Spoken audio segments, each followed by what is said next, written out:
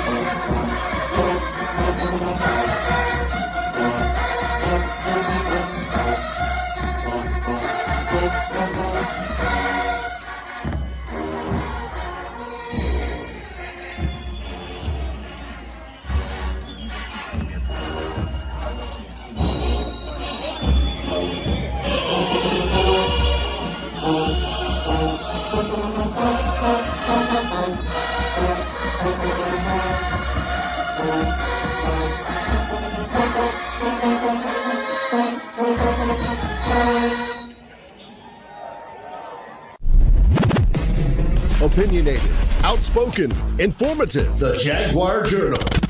Your source for the latest information on Southern University sports and SWAC athletics. A Baton Rouge sports talk tradition.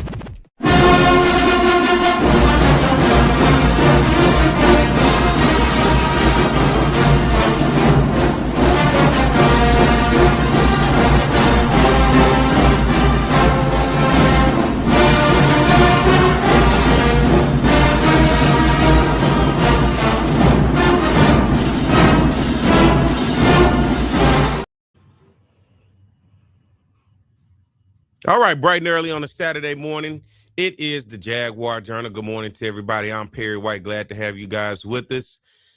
If you're across the region, you're going to be dealing with some winter weather today and throughout the next couple of days. So I hope you guys, I've seen up in Arkansas, already dealing with snow and the impact of ice and everything else. Now, right here in Louisiana, particularly in Baton Rouge, we're kind of right on that line, that fine line, as they say, between rain and maybe some type of wintry precipitation. But we'll talk more about that later in the show as we're going to have a full forecast brought to you today to make sure that you and your loved ones in the region stay safe as we deal with this winter weather. I believe some games over at Southern have been moved around. We're going to check in on that, see what's going to happen on Monday, because I know it could affect some travel of visiting teams. So we're going to kind of dive into all of that and get an idea of what we're looking at over this weekend as we deal with some of this weather, as we try to put it together. And as you guys stay safe and stay warm, and that's the main thing, I want to make sure that you guys stay safe and stay warm. Good morning to everybody. It is the Jaguar Journal. Once again, I'm Perry White. Good morning to everybody on Talk 107.3 FM or listening across the Baton Rouge capital city area on this cold Saturday morning, and everybody else watching across the world on our Facebook Live and YouTube Live. Good morning. Glad to have you guys with us. As always, as they say, housekeeping. Be sure to follow the Jaguar Journal across all social media sites. Remember, we're on TikTok, we're on X, Instagram, Facebook. Go subscribe to our YouTube channel. Also, Apple Podcasts, Spotify, Twitch TV. Just to name everything that we have, and right here on the radio on Talk 107.3 across the Baton Rouge capital city area. Be sure to keep up with us as we continue to grow and continue to take this thing further. We're also going to talk about the Southern University Marching Band on today's show. Upcoming schedule, the Senior Bowl, and Mardi Gras. And it is that time of the year. We love our Mardi Gras in South Louisiana, don't we? From small town to big city, plenty of communities across South Louisiana will be alive over the next few weeks as people from all over will be coming into town, into the cities, and enjoying the Mardi Gras festivities. It's early this year. Mardi Gras be over with right after Valentine's Day. Actually, one of the big parades right here in Baton Rouge is on Valentine's Day, Spanish Town. I normally like Endymion down in New Orleans. One of my favorites is Bacchus on that Sunday. And typically you end it out with Zulu on Tuesday. Then we get ready for Lent for all my Catholics out there. What you giving up for 40 days? Because I'm still trying to see if y'all holding on for what you gave up for the New Year's. And you know, as I talk about the New Year's, it kind of gets me to story time with Perry. Not really story time, but it's one of those things, I guess, every year as you continue to grow. And I talked about this coming out of 2025 to 2026. To me, a year is just a thought. You know, every day you still live, but within that year, you have your months, and those months have days, and then you break those days down to hours, to minutes, and seconds in order to keep up with the time. To me, that time, to those days, to those months, to those years, it should be used properly instead of just being another day. Those are the metrics that you use for yourself to plan, to have goals, to accomplish. When you say you're going to be somewhere, you're going to be somewhere at a certain time, right? When you say we're going to plan something, you plan it for a certain date, right? When you're trying to accomplish something, you accomplish it within a certain point of the year, right?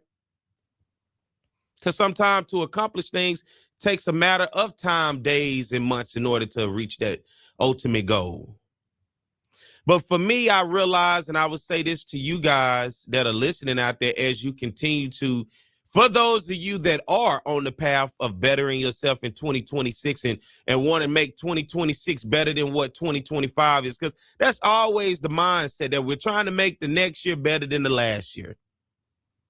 Well, sometimes as you make yourself better, you got to leave people behind.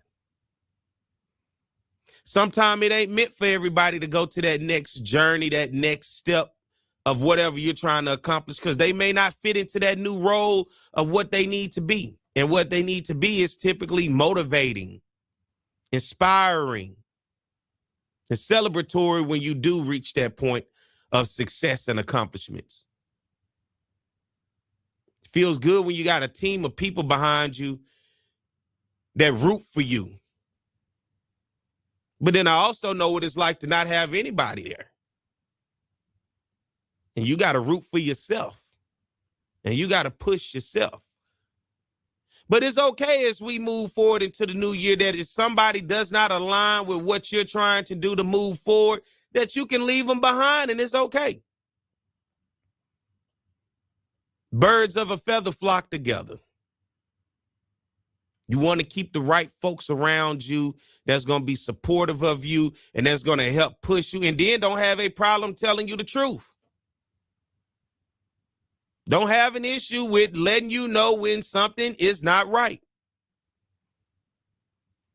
So for me to move forward in life, and I'm saying this to you guys, sometimes it's okay. Hey, I've left a lot of people behind in my life in order to get to where I feel I needed to get on this journey. And it's okay. If you want to know where you're going to be in 5 years, look at your 5 closest friends. That'll give you an indication of what that's going to be like, because that's the conversation you're having with somebody every day. Is it a conversation of substance, or is it of waste? Too busy talking about what other folks got and what other folks doing and pocket watching somebody else instead of watching and making sure what it is that you need to accomplish and actually accomplishing those things. So I just want to put that out there. It's okay if you have to leave somebody behind in 2026 in order for you to better yourself, because at the end of the day, They tell you when you're on the airplane, just in case the oxygen mask fall, put the oxygen on yourself first, then help the person next to you. That's the same thing applies in life. Take care of yourself first, and everything else will fall into place. Let's get ready to take a break here, and we'll be back. Stay tuned. We'll be back more to Jaguar Journal. It's On the Yard Sports, and I'm Perry White, and what I need for you to do is go follow and subscribe to our YouTube, Facebook, Instagram, as well as Twitter right now. For the first time in the 79-year history of the Southwestern Athletic Conference Elite Championship game determines the overall champion today. Live from Legion Field in Birmingham, Alabama, it's the champions of the East, Jackson State, taking on Southern, the champs from the West. Hello, everybody. George Johnson along with Charles Mann. And I got to tell you, a great poet once said this is the way it's supposed to be. And it is. Number 11 Southern taking on number 15 Jackson State. Both programs have won 3 SWAC titles over the decade. So it's only fitting in the first SWAC championship game we determine the program of the decade. We've got a lot of offense out on the field. And yet this guy right here, he's going to tell you this game's all about D. It's always all about D, George. You know that. It's always all about D. An all-pro defensive end is going to tell you that. When you think about Jackson State, this is a team that is very potent offensively, but defensively they've led the SWAC throughout most of the year, and they've got the best player in defense in the SWAC, and that's Tommy Head. Tommy Head. Get used to saying that name. You'll say it all day. He'll be all over the field. He's always around the football. He's the leading tackler on this team. He also has 5.5 sacks. At one point this year, Southern led the nation in scoring defense. Then they ran into Florida A&M. They got a lot of guys out there that can get it done, but at the top of the list is DeMarcus Miller. DeMarcus Miller, the linebacker coach, Terrence Graves, told me there's one word to describe this kid, and that is relentless. He's only 5'10", 285 pounds. He makes a lot of plays, though. Relentless, appropriate word for our third member of the broadcast team, and that's Joe Clare, who's standing by down on the sideline. Joe? Yes, indeed. I'm down here on the field capturing all the pageantry and revelry that is black college football. Birmingham, Alabama is a lovely city. This is the inaugural SWAC championship in their city, so they came out to have a good time. I will be covering the bands, the cheerleaders, shout-outs, all of that kind of stuff. Back to you guys up top. All right, thank you very much, Joe. You know, earlier this year, Southern beat Jackson State, the 4th straight win over the Tigers. But what's most impressive about Southern, they haven't lost a conference game in 25 outings. They put it on the line against Jackson State. We look at the starting lineups brought to you by Western Union Money Transfer, the fastest way to send money worldwide. You saw the backs. Here's your offensive line. Damon Nivens is a first-team All-SWAC member. Defensively, there's your starting lineups for Jackson State's defense. Chandler, Tommy Head, Edward Reese, pretty good middle linebacker. Rashard Anderson is a professional prospect, and they say he will be in the NFL next year. There's your starting lineup. Brought to you by Western Union. Mark Washington is your quarterback, Destry Wright, the all-time leading rusher in school history, is the tailback. Jeremiah Todd is in. All right, everybody, we're back. It's the Jaguar Journal. Good morning to everybody. Glad to have you guys with us. I'm Perry White. Good morning to everybody listening on Talk 107.3 FM across the Baton Rouge capital city area, and everybody watching on our YouTube channel across the world, as well as our Facebook Live. Good morning. Glad to have you guys with us. Listen, as you guys know, I'm official here, a football official here in the state of Louisiana, particularly here in South Louisiana. I get a chance to see football talent all across the state. And talking about from all different ages, from young all the way up to varsity, getting ready to graduate high school and head off to college. And today, big old tournament. I say big old tournament right here in Baton Rouge. And listen, nobody better than talk about that tournament today than the director of operations at F3 Elite Sports, then Christina Lockett Anderson. Good morning, Miss Anderson. Good morning, everybody. How you doing this morning? Doing great. It's a great day for some football. Hey, I love to hear that. And, you know, people not used to really hearing that for the many football lovers out there outside of the fall. But this time of year, you get a lot of flag football. Talk to us about this, as I call it, the big old tournament today that you guys are going to be hosting. Well, we are actually hosting. This one is two-hand touch, regular 7-on-7, so there's no flag. But it is similar to flag in the way that we play it. So F3 Elite is hosting our Elite Invitational. This is season 7 for our organization, and F3 for us stands for Faith, Family, and Football. We put them in that order. We believe that we have a divine mission with what we do, and we want to spread that out throughout the city, throughout the state, and the surrounding parishes and states. So we are excited about putting on this opportunity for the young ones to get out. We'll have 10U, 12U, 14U, and 15U today. So the big guys get a rest this weekend, but everybody else will be out and playing. We've got some great officials coming, as yourself and your friends and your colleagues will be out here running these fields for us. And the little kids are out here, they're lining up, getting ready to check in. They are ready to play some football. I appreciate that, talking about the great officials, because, officials, we get a lot of backlash all the time. It doesn't always work out in our favor. We're trying to be fan favorites. We just try to stay out the way. But talk to us about F3 Elite Sports and what this is that you guys are doing. Sure. So F3, it started with our co-founders are Ken Anio and Rohan Davey, former LSU quarterback, New England quarterback. All the people know Rohan. But the two of them started out training. They've been training kids with, to Ken more on the defensive side with defensive backs, obviously Roe with quarterbacks on the offensive side of the ball. But they've been training for years. Obviously got a wealth of knowledge. So they started that with a group about, like I said, 7 years ago. That just kind of ballooned and grew from there because there were so many kids with just some untapped talent. And it didn't make sense for us to continue to be having those kids flailing around or floating around and getting some good training here and there, but not having a very solid organization they could be a part of. So they grew it with that group, and every year it's grown. We're up to about 150 100 or 200 try out every year. We try to keep it down to around 120, 150 within the organization. And we have all the ages that I mentioned earlier. It's 10, 12, 14, 15, and 18. So they come out. We try to practice about twice a week. They get some specialized training. So this is training that regular people are paying $75 or $100 for, that they're getting as a part of their practice. It's all to hone and develop their skills. Like we tell our young parents, nobody's getting a scholarship offer at 10 and 12U, but your kids can get better. They need to get 1% better every day. Because if they have some solid foundational skills, that's going to carry over when they go back to their regular football. We tell them a lot of times the kids get hyped about 7-on-7 and so much talk and so much yap. The camera crews will be here, the videographers, and that's all fun. We want them to have a little fun. But the real base is for you to have a solid foundation in these football skills that's going to help you be better when you move along. The second part of what we do is where I come in. My expertise is I have a 26-year educator, so I'm always pushing the kids about what they're doing in the classroom.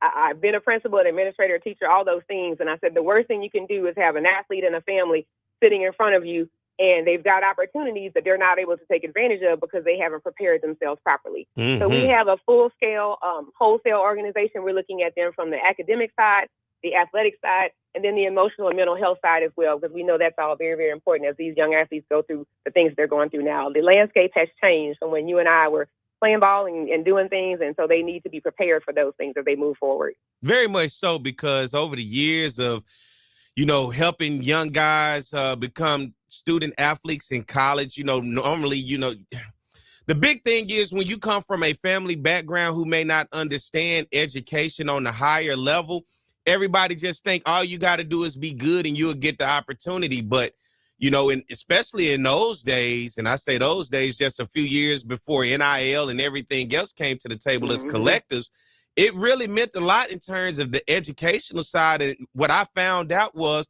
a lot of families who had a stud athlete who had the ability and the potential to go to the next level, nobody in that family understood college because nobody had ever been to college. A lot of education may not have been within that home, and as well as those who are advising. So a lot of young people clearly missed out on opportunities because they missed the educational side that would have opened the door to ultimately help them get to that next level, besides just being talented on the football, basketball field, baseball field, or whatever else.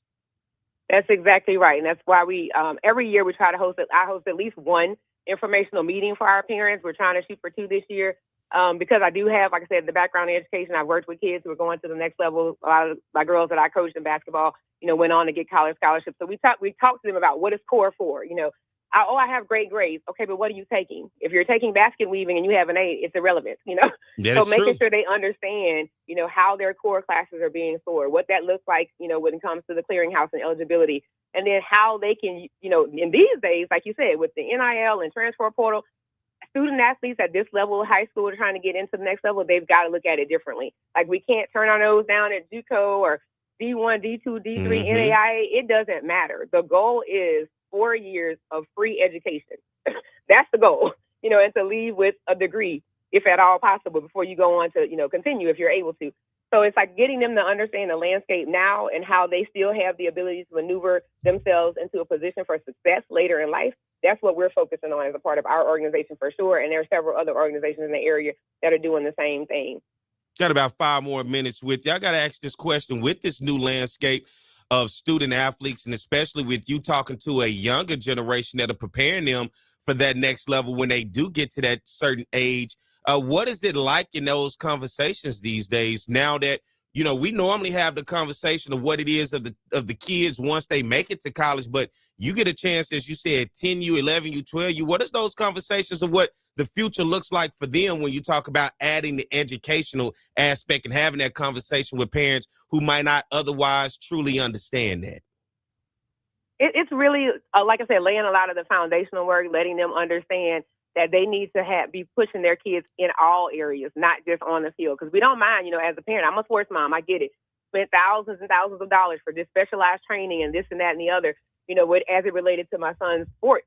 But I tell people you have to put that same energy into what they're doing off the field. So if you need to get a tutor or you need to make sure they're keeping up with their teachers and their classwork, that they're pushing themselves, that if they're able and you know, they're capable of taking an honors class or, you know, getting some DE college credit, like take those opportunities. Like people are looking at that just as much as they're looking at your athletic prowess at this point. Because I told my son, you got to set yourself apart. Everybody's a good athlete these days, or everybody can make themselves a good athlete. You can train into, you know, good enough to look like you can do something at the next level. So what's going to set you apart? And that's what we start telling them at a young age. You have to be doing things that are going to set you apart. Are you a part of a club? Do you do community service? You know, we do it as an organization. Every year, MLK Day, we have a community service attached to our practice. You know, all the other things, we're taking them out. We're showing them, you guys are blessed. Even though some of you might not be in the best positions, you're still more blessed than someone who doesn't have what you have. So making sure they have an understanding of, you know, how to operate in integrity, how to move in excellence, how to be the best student, you know, community person, you know, school person, all of those things in one, and then presenting yourself as a package that somebody wants to get. That's right, because for me, hey, and for everybody, we realize sports is not going to last forever. At some point, it's going to come a day where what you've done for so long is going to come to an end, and you're going to have to pivot, and you're going to have something to fall back on. And I think, you know, we get so lost in young people being able in NIL and collective, as I had this conversation with many people, including here on this show, it's truly not for everybody. It wasn't designed for every athlete who's deciding to go to college, right? It is designed for those phenomenal, exceptional talent that is next level, that, you know, you can really get something out of them as a whole, as a university at that time. Everybody else is just not going to get a full NIL or a collective deal. And when that does end, and even when they do get those NIL and collective deals, there's going to be a day for some of those kids who are not going to make it to the professional side.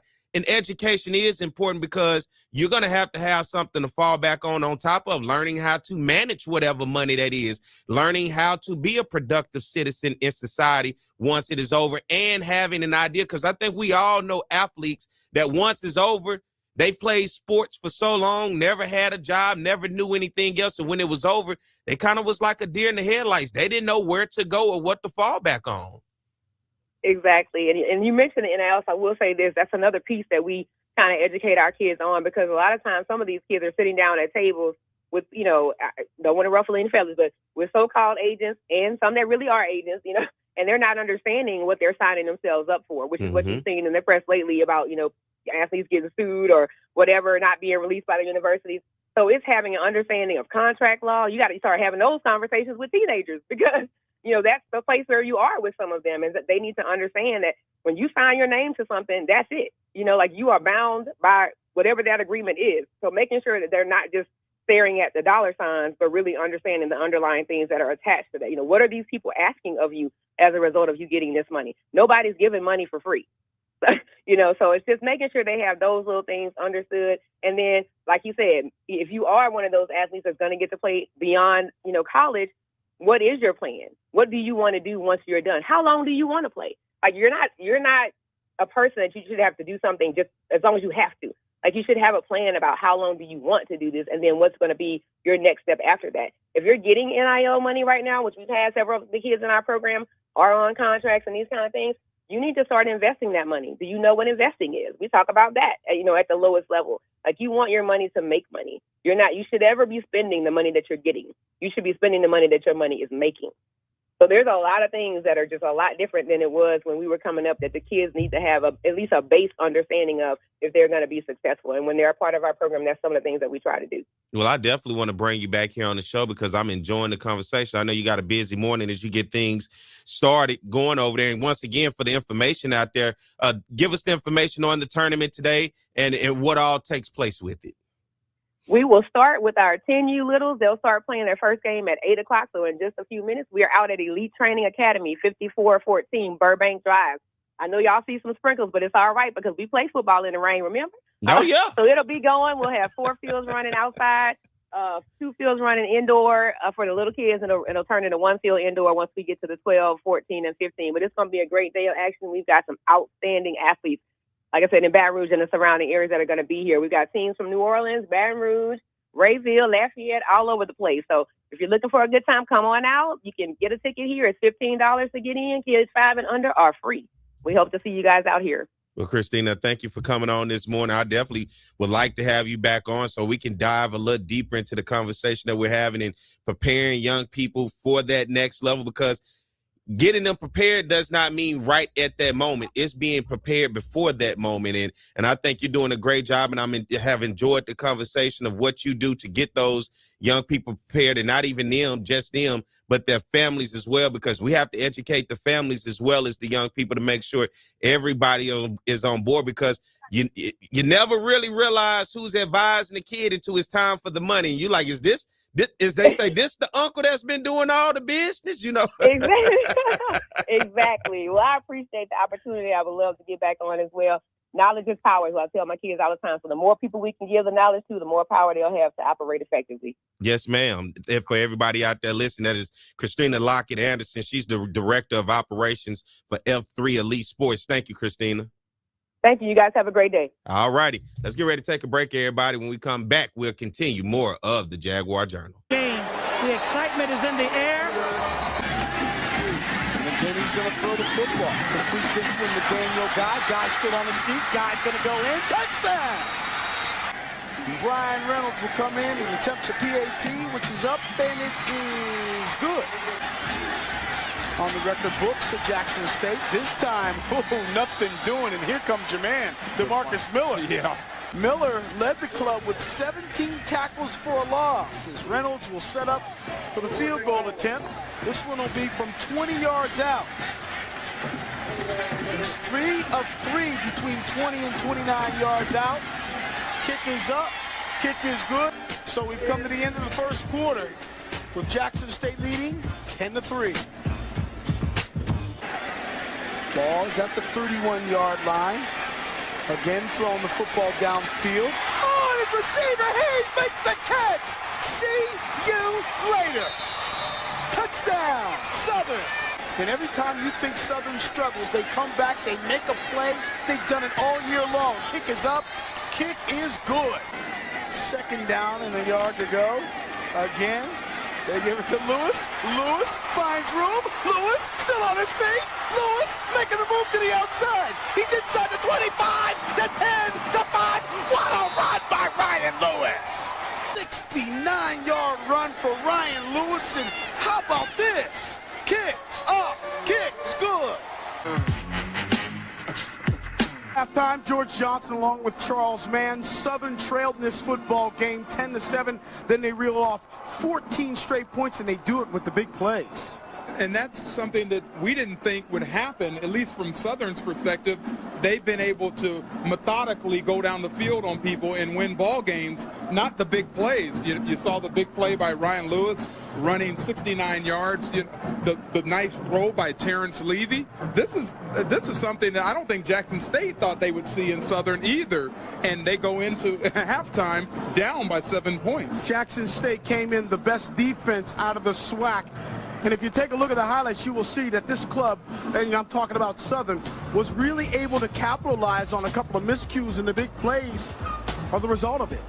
And this is Daniel Guy with a nice stiff arm to Bradley Pittman there. And he runs that ball 36 yards inside for a touchdown, makes it 7-3. And then Terrence Levy, quarterbacking, throws a big bomb to Michael Hayes, who gets by Rashard Anderson and waltzes into the end zone for a 69-yard reception. And then the big run by Ryan Lewis, a scat back for Southern, races 69 yards for the score. And that's where it stands right now, 17-10. Southern is on top.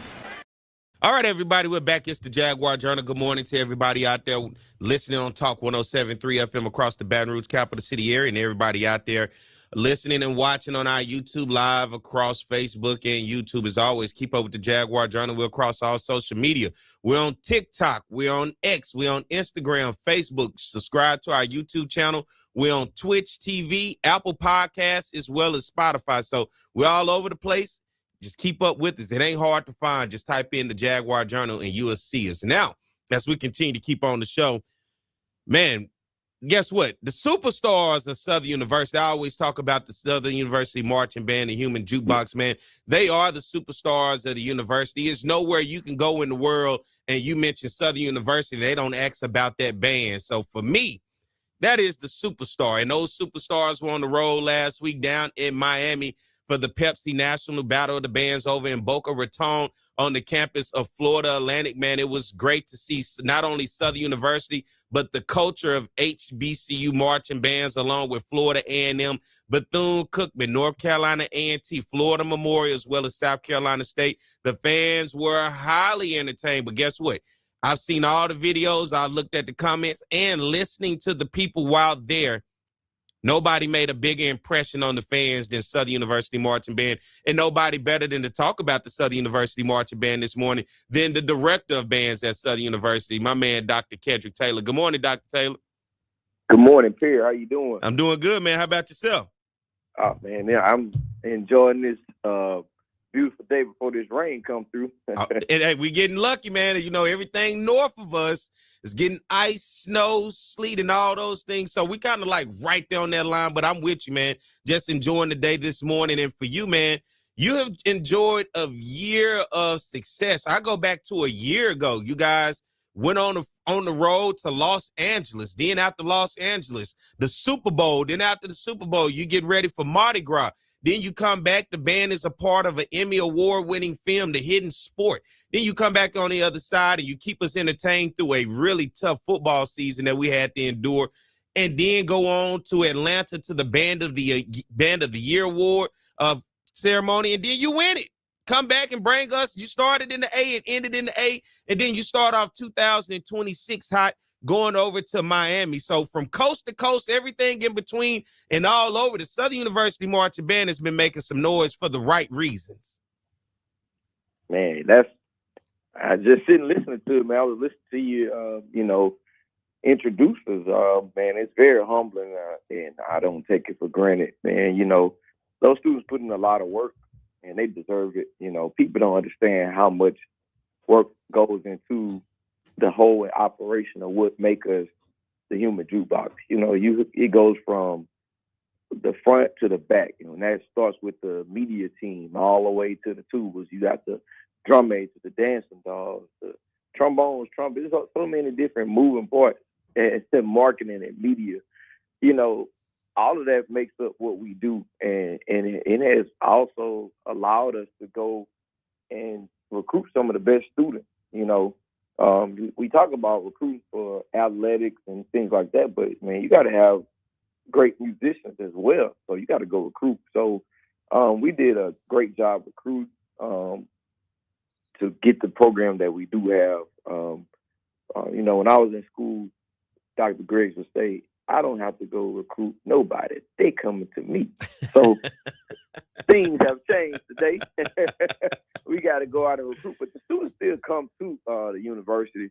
But, you know, nowadays you have to really put more emphasis on the history of Southern University, because this generation only know about what they see as of today, because everything today is what have you done for me lately. So, so we just try to be innovative and creative, man. But we've had a very, very great year, not only just with with the music side, man, academically, man, our students raised the bar academically, man. We had 119 students with a 3.0 or higher. So that's a stat within itself, and that they buying into all of the things that we're preaching to them daily, going to class, coming in ready to conquer the world, and I always tell them, man, when you invest in yourself, others are investing in you. So to the success of the program, it don't just start on the field where everybody sees. It starts definitely in the band room where there's a lot of teaching going on, and students are learning lifelong lessons. That's kind of extinct today.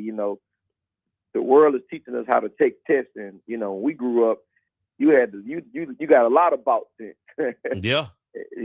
So we learn a lot of life skills by trial and error. Nowadays, students are pretty much in front of the TV, looking at YouTube or TikTok or playing PlayStation or something like that, where they don't even go outside and talk to your friends up the street or next door neighbors anymore. It's like we communicate through a game system, So it's good to be able to come together in fellowship and bring all the students together and let them critically think and work in groups, doing things like that, and being able to travel and see the world and get on the airplane, because some students first time ever flying, and they were just so appreciative, and just to see them thankful of the opportunity to be able to travel with the world renowned, internationally famed, not just in the state but international. This band is known all over the country, and some people saw this band for the first time and they were amazed, and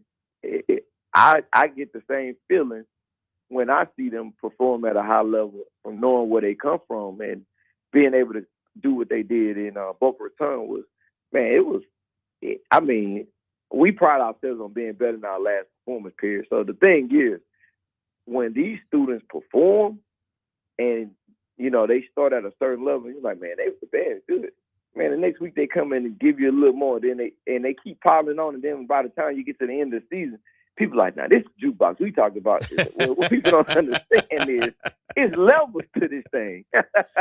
Yeah, I always say, it's like if you can ask a room full of kids to raise their hand as high as it can go, and everybody's pulling, then you say, hey, raise it just a little bit higher. Then you say, hey, just put a little bit more. Then you realize you didn't even from the beginning raise your hand as high as it can go. You always had a little bit more to give. You just had to keep pushing. Right when you thought that was your limit, it wasn't your limit. You can keep going, and the limits, the sky is the limit for the Southern University Marching Band. And you're talking about coming up, not just of what you guys done with a phenomenal year in the past, bringing home the Band of the Year, playing at the Super Bowl, going from coast to coast, from L.A. to Miami, entertaining crowds all across the country. But now the Senior Bowl coming up on next Saturday over in Mobile, Alabama. That is a wonderful experience, not only for those that'll be watching the game with a national television audience, but those that'll be attending. And you're from right there in Mobile, so what an honor it is to be able to take a band that you direct back home to then participate in this huge game of some of the best collegiate football talent in the country. Man, it's an amazing experience for the students because they get to see something different. I always tell people it's about experience and exposure. The more experience you gain and the more things you expose to, you gain more knowledge of what's out there in the world. And so being able to put these students on a platform to where they can continue to experience different things is a great opportunity for them. And also the Southern University Human Jukebox, because everybody don't see the band. We think everybody see the band in the world, but they don't. And sometimes it's the people first time seeing the band live. So I think it's a great opportunity.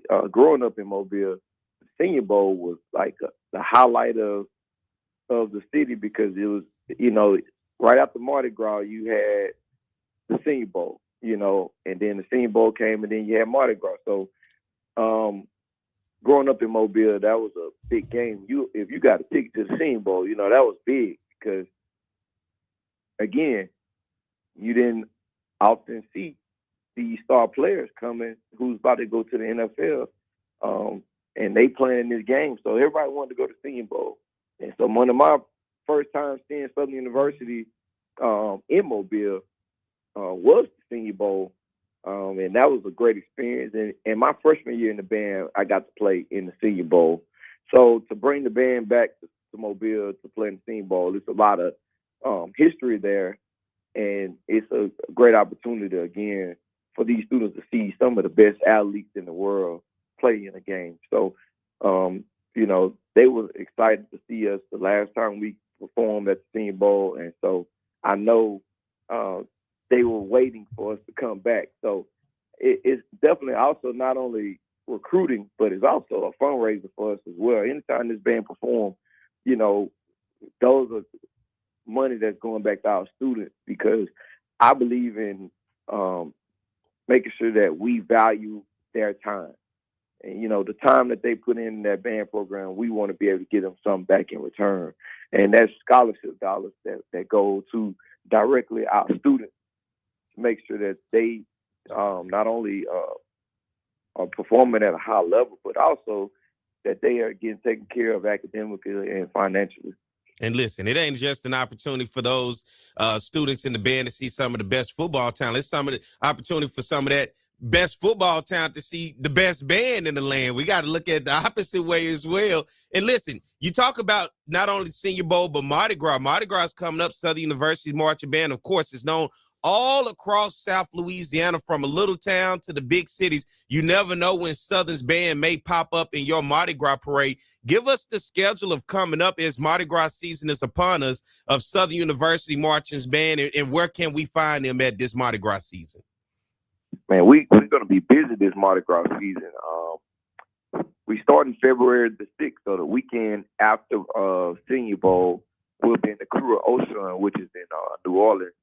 That's our first time marching that parade. And on the next day, the February the 7th, we'll be in Kentwood, Louisiana. That's always a nice time out there in Kentwood. And on Sunday, that same weekend on the 8th, we're going to be in New Orleans for Femme Fatale. So that'll be another great opportunity for students in New Orleans to see the band program. And then the next weekend, which will be the 14th, that morning we'll be in Crew of Tucks. And Tucks run in New Orleans. It goes all the way through, same route, but it's a little longer than the normal routes. But then we off on, we start off again on Sunday. I'm sorry, we not off. We got Bacchus. They've been calling it Bloody Sunday, but it ain't nothing been bloody about it. But so we have Bacchus on Sunday, the 15th, and we off on that Monday, and we finish in New Orleans on Tuesday with Zulu. So it's going to be a very busy Mardi Gras for us. And as soon as Mardi Gras over, we get on the plane headed to Portland, Oregon, to play for the Portland Trailblazers game.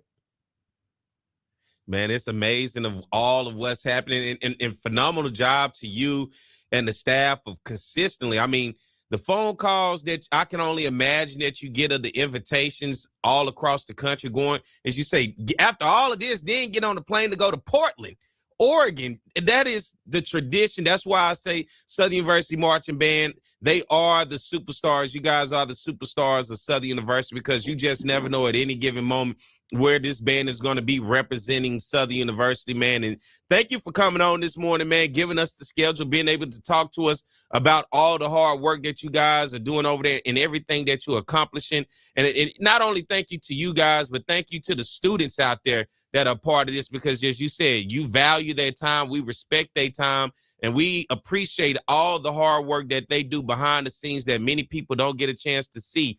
I had a chance to travel with you guys to Miami and everywhere else. People don't realize they don't get a lot of downtime, from the travel to the practice to making sure everything is on point for the overall entertainment of that big event that they've been invited to. These young people put in a lot of work, as well as you guys as a staff, to make sure that the performance is A1. And that's why Southern University Marching Band is the band of the year and always to be number one, not only in my heart, but I'm pretty sure in millions of others out there. Now, it can be debated on who they feel is number one, period. But I can tell you, for millions of people out there and for the people at the Band of the Year. They said Southern University #1. So I can't say we can't argue that one, Doc. No, you can't at all. Not at all. You can't argue that even if you wanted to. Well, I appreciate you for coming on this morning, man. The band, will they be performing today at the game as well? Basketball? Yes, sir. Yes, sir. The pep band is going to be present.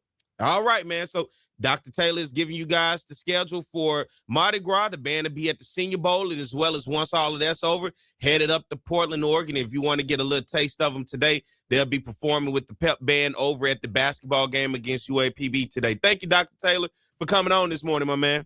Thank you for having me. All right, everybody, let's get ready to take a break, and we'll come back. We'll continue more of the Jaguar Journal. Washington second, but he's intercepted right there. This time the inside handoff, and the ball was dropped, and Tommy Head. Here's Taylor in the pocket, looking downfield and looking for Leroy Fields, and this one looks intercepted, and it is. He's played a lot tougher ever since. And this is a free play for Southern. 2nd and 15. It's a free play. Levy completes his It's pass. a free play. Oh, and he's still up. It's a free play. Hayes is going to continue running inside the 10, the 5.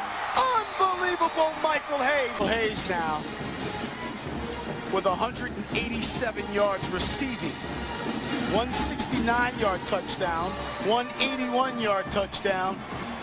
And Southern's came up with all the big plays. They lead by 14. And that one is intercepted by Darden. Darden looking for some room, and Guyon will finally drag him down. But we start the 4th right after this. 2nd down and 20 after the penalty. Oh, he's got a man wide open. Going into the corner. Touchdown! Reynolds attempting the point after. It's good. A 32-yard field goal. Kick is up. Kick is good. This is a great football game. We knew it would be, though. And Torrey Thigpen got us out of our seats. And this is the punt return by Torrey Thigpen. We were just talking about we haven't seen him. He breaks 2 tackles and runs up the sideline. He has great blocking, but gets pushed out of bounds on about the 1-yard line. And touchdown Jackson State. The game is a game of momentum swings.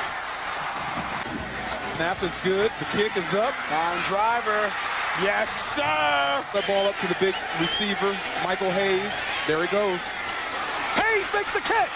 Hayes still on his feet. Hayes looking for blocking. Hayes trying to find a hole. Hayes is still on his feet. He alley-oops. He's inside the 15 and drawn out of bounds at the 10-yard line. An I formation. Oh! Fumble Levy. He kicks it and falls on top of it.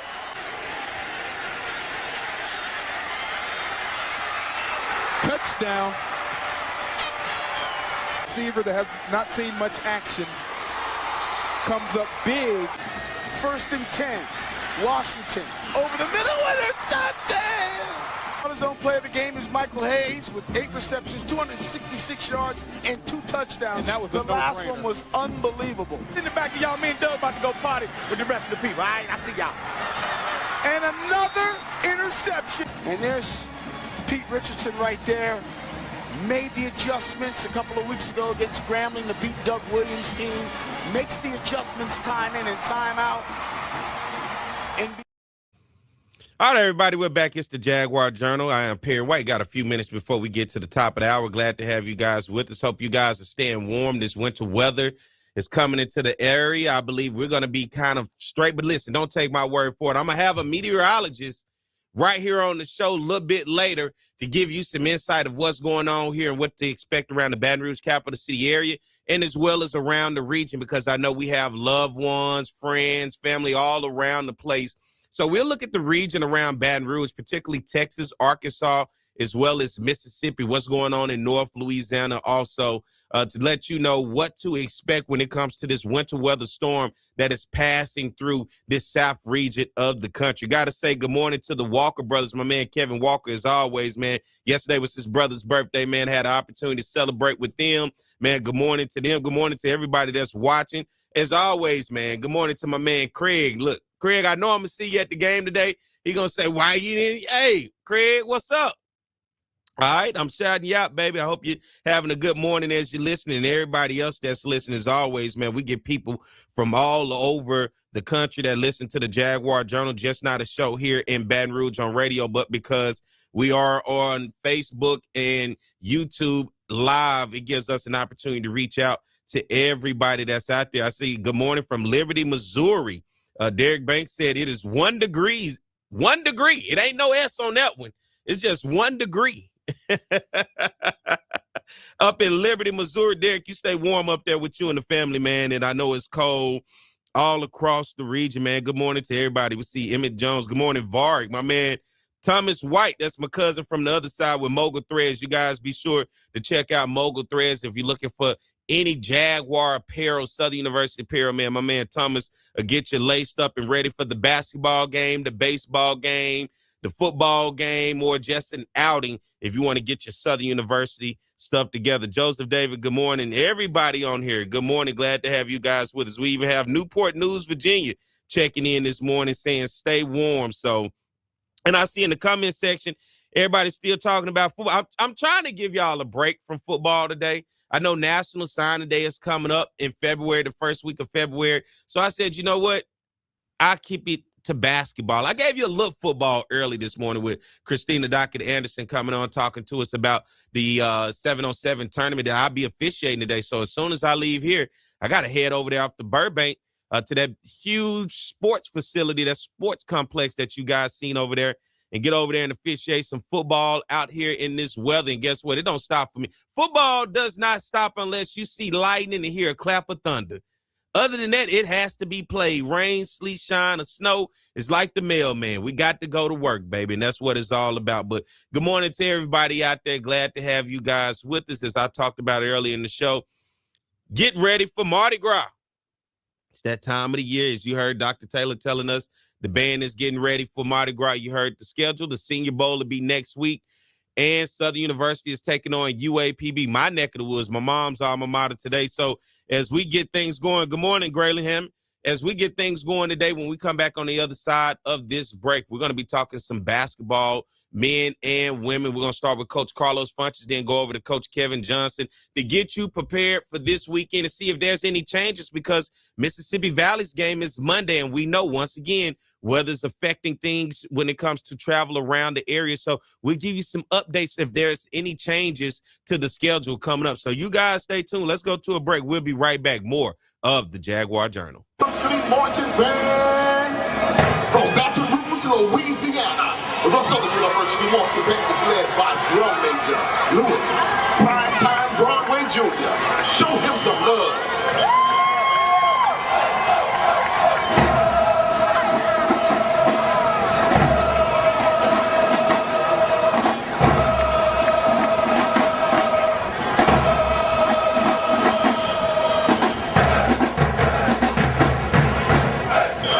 The human jukebox will now take you through a precision drill under the sound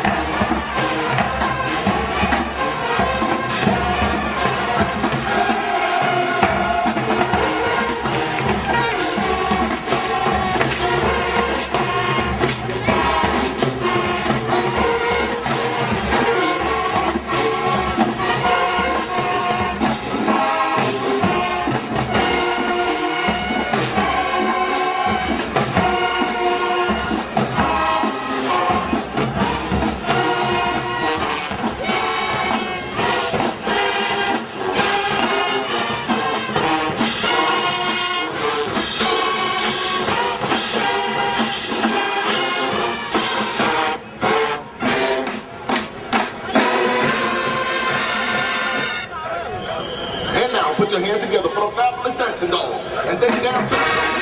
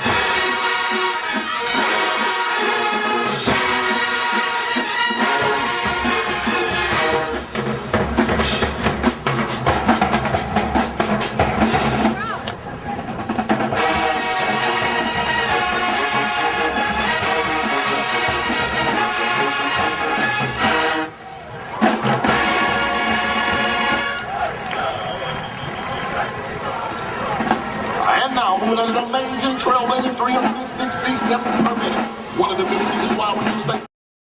All right, everybody, we're back. It's the Jaguar Journal. Good morning to everybody. I'm Perry White. Glad to have you guys with us. Everybody listening on Talk 107.3 FM across the Baton Rouge capital city. Everybody watching on our Facebook Live, including Byron Lewis, Cynthia Patton, Elmore Lewis. Good morning to you guys as well. And everybody watching on our YouTube Live, glad to have you guys with us as we keep things going. We're talking some women's basketball in the SWAC, and nobody better to talk it with than the champion. I say put some respect on his name, the champion. My man, Coach Carlos Funches, the head women's basketball coach over at Southern University. Good morning, Coach Funches. Good morning, Perry. Good to be with you. I'm gonna put that respect, champion. Let me say that again. Uh-oh. Let's put some.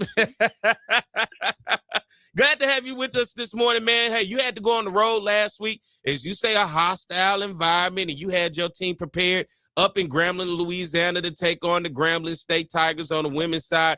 And 60-43 was the final score. You were able to get out of there shooting 24 of 60 for 40%, 7-11 from the three-point line, shooting 64%, and 5 of 11 from the free throw line, shooting 45%. You out-rebound Grambling 45 rebounds to 43.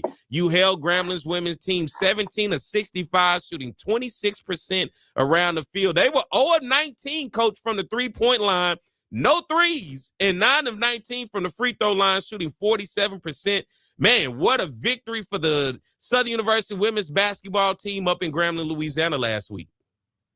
Yeah, like you just said, that's a hostile environment, and they're going to be ready to go every time you go play them. So, it was good to go up there and get a win. Now, we started out really hot, built a big lead, and were able to maintain it throughout the rest of the game. But we're going to have to play better.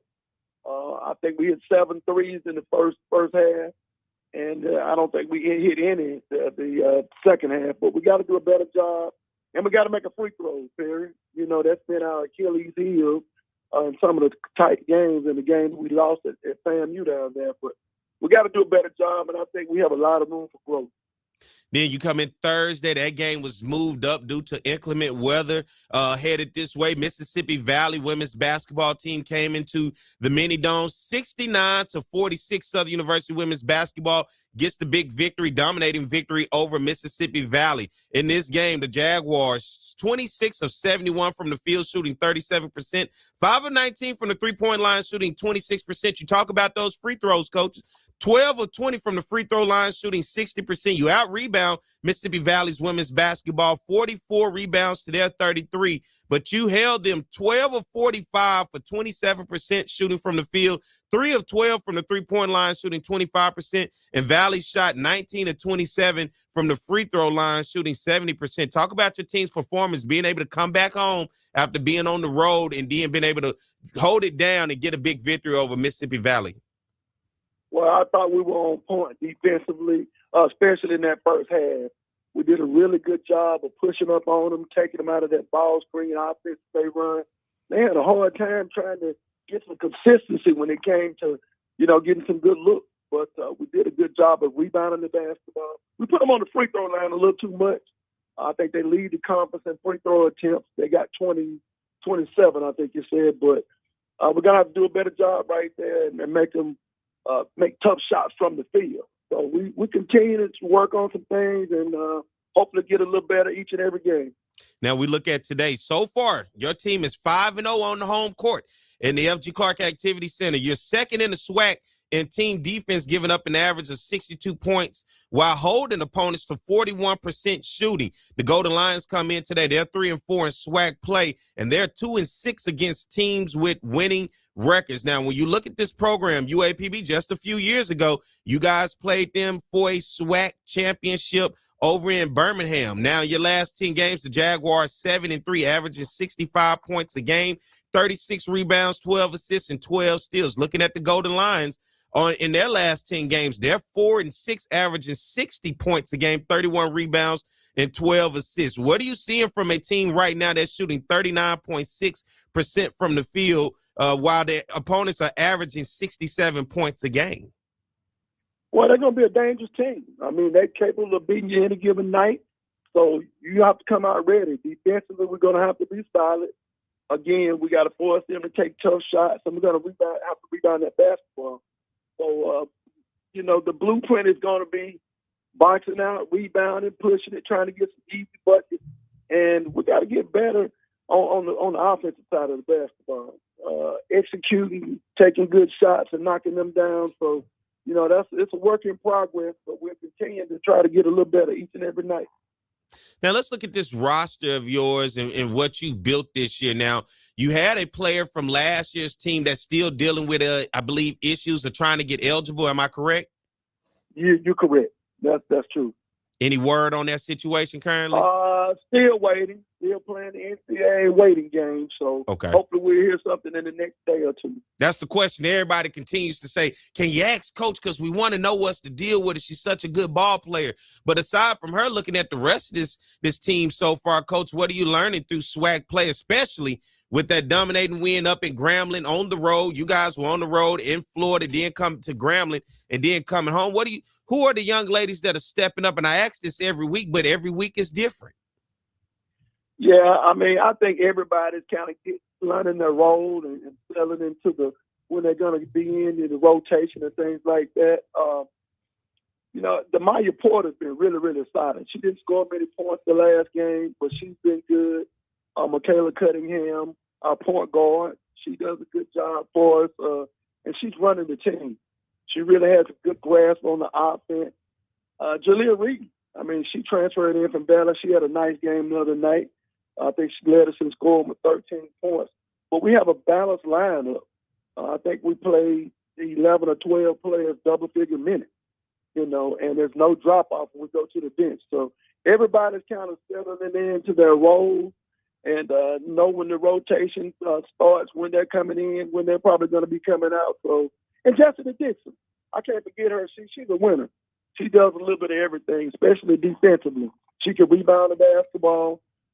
She can score. She can knock down the mid-range jump shot, and she can hit the three ball if necessary. So, I mean, I think they're all kind of, like I said, getting into learning their role and knowing the rotation and things like that. So, we'll be better, I think, coming down the stretch. Let's look at the SWAC standings currently, and we'll start from the bottom and work our way up. Starting right now at the bottom, Prairie View women's basketball 0-7 so far in conference play. They're 2-16 on the season. Above them, Bethune-Cookman 1-5. They're 3-16 on the season. Jackson State women's basketball team, a fall from grace, down at 2-4 in conference play. They're 4-14 on the season. Right above them, Mississippi Valley, who has snuck some wins out, including over Alabama A&M. They're 3-4 in conference play and 4-14 on the season, along with today's opponent, the Golden Lions from UAPB. 3-4 in conference play, 6-11 overall, Grambling State. And right there at 3-3, tied with Alabama State. Grambling 6-13 on the season. Alabama State 6-11. Both those teams 3-3 in conference play. Texas Southern 4-3 in conference play, 8-11 overall on the season. Right above Texas Southern, FAMU 4-2 in conference play. They're 5-12 on the season overall. And then here we go, 3 teams, Coach, all stacked up in that first place, tied up. Alcorn State, Southern, and Alabama A&M. All at 5-1. Alcorn on the season 8-9 overall, Southern 9-8 overall, and Alabama A&M 9-9 overall. When you look at that Alcorn, you've had some battles last year, including in the SWAC championship. Then you look at Coach Don Thornton. I talked about you playing UAPB in a conference championship a few years ago. She's now at Alabama A&M. Looking at Alcorn and A&M, man, there's some tough teams aside from your team also. Oh, yeah, it's a lot of parity in the league. And again, anybody can beat any other team in a given night. So you have to come out and be prepared for the team that you're playing and give a good effort. Can I ask? I got a question I want to ask you out loud, and you can answer it if you want. I'm waiting on the day to see LSU and Southern University play, and I'm talking about either it's at LSU one year, then come on over to Southern the next year, because I've seen LSU travel to HBCUs around the country and have those games. Man, is that something that you would like to see in the future? If you want to answer that. Yeah, I mean, that's a possibility for sure. We played them in the past. It's been a long time since we played them. I think it's probably been about 12 years. So yeah, that would be a good matchup for us to be able to go over and play those guys. But, it's a lot of things that come into play when you play in a local school like that. And, it's not just getting the dates correct and things like that. It's a lot of different things that come into play. And I asked that because I've seen your team go out. You won an NCAA tournament game last year. Not only that, this year, knocking off Arizona and Houston. You have shown, and then a couple years ago, beating Oklahoma, who went on in women's basketball to win their conference. So you have shown with this program what you're capable of doing. And not only that, then coming back winning your own conference, man, that's just a matchup that I would really love to see. And I can remember at one time, the head coach over at LSU, she said that, this would be something I would love to see in Tigers Stadium. Would that be a sight to see? But regardless of wherever it's played, I would love at some point to even see them come over that hump and bring that talented basketball team and play against our talented basketball team and do this one for the city, man. Well, maybe one day we can get that scheduled, so we'll work on it. I love to see it, man. Now, for you guys moving forward with this winter weather, will this be affecting anything coming up next week, or is it kind of play-by-play, wait and see right now? Well, right now, everything is we're going to play it as scheduled as of now. Of course, we go to Jackson on Thursday. So we're playing away game when it comes to that. But I think everything's going to be okay. That weather's supposed to clear out by then, so hopefully we'll get the game played as scheduled. Now, we know Jackson and Southern, what kind of rivalry that is. What is that like when you take your team up to Jackson? I know you talked about Grambling being one of those hostile places, but them Tigers do not like when the Jaguars come over to the 601. Oh, no, it's tough.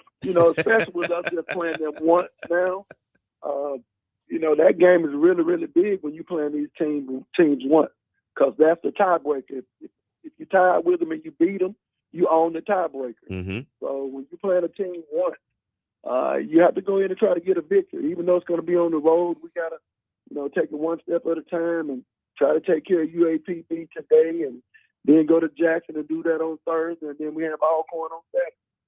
Other games around the SWAC today in women's basketball, Jackson State taking on Bethune-Cookman over in Daytona Beach.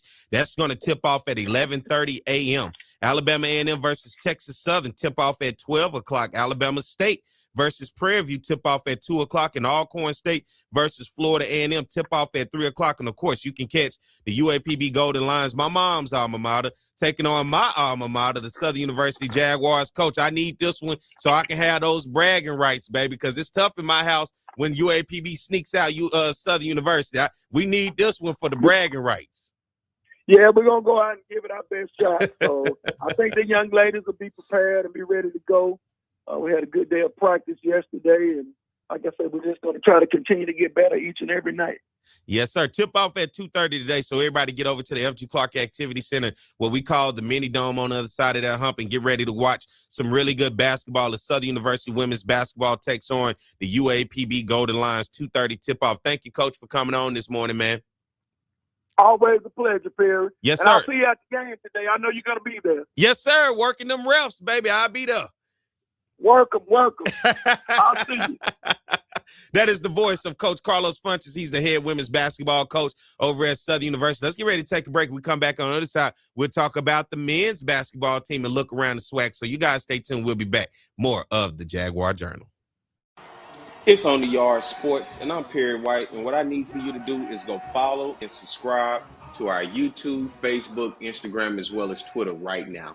For the first time in the 79-year history of the Southwestern Athletic Conference Elite Championship game determines the overall champion today. Live from Legion Field in Birmingham, Alabama, it's the champions of the East, Jackson State, taking on Southern, the champs from the West.